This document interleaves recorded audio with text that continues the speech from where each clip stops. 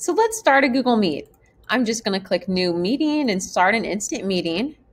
And right now I'm going to be the only one in the meeting. That's okay, because that gives me a chance to get my settings set up. All right. So let me show you the host settings. Down here, when I click these three dots and then click Settings, I can adjust my audio and video settings. Adjusting your video settings is actually a great way to work with lower bandwidth. Now, under my host controls, I have quick access. Quick access by default is on. If I turn it off, that would make it so that I have to be the first one to join. The host has to be the first one to join. It would also make it so people can't join anonymously and so that everybody has to ask to join. And also, well, except for those who were directly invited. If people were invited to the meet, then they do not have to ask, but everybody else would have to ask. People also wouldn't be able to join anonymously, and only the host can dial out. I can also decide whether I want to be the only one sharing my screen and chatting, or whether I want to give those options to others as well. You can toggle those on and off right here. All right, so I am going to go ahead and join this meet. And let me show you what it looks like. I'm going to join from my personal account. Let me actually add a person here. So I'm going to click on my little person icon up here and let's add a person. I'm going to add my personal email. Yeah, that's right. Okay. Now, you see, my personal email is not part of Garland ISD, so it's just being sure that I'm inviting the right person, and I am. So I'm going to go ahead and invite my personal email address. And then I am about to join from my personal account. Now, when I do that, I'm going to definitely join mute so that we don't get some irritating feedback.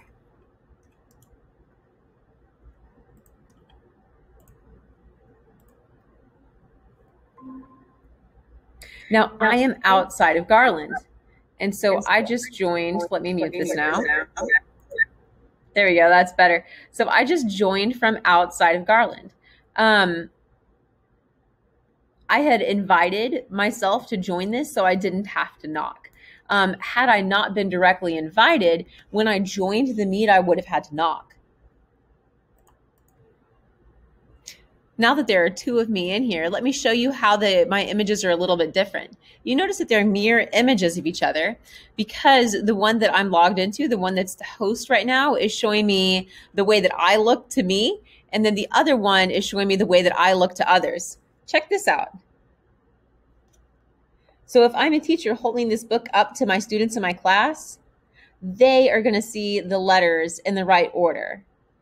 But you'll see the top image, I might think they're backwards. They're not. Google's got it right. They're reversing it for my students and showing it in a way that they can read. So that's just something interesting to know. Also, while we're here, let's change my background. I'm going to change my background from my school address. And the way I'm going to do that is using my dots down here. Earlier, we used them to get to settings. Now we're going to use them to get to our background. So there's a variety of options you can choose from. You could choose to blur it. I'm going to make mine this blooming tree. And it might take a minute to load. In fact, using the background will slow it down a little bit.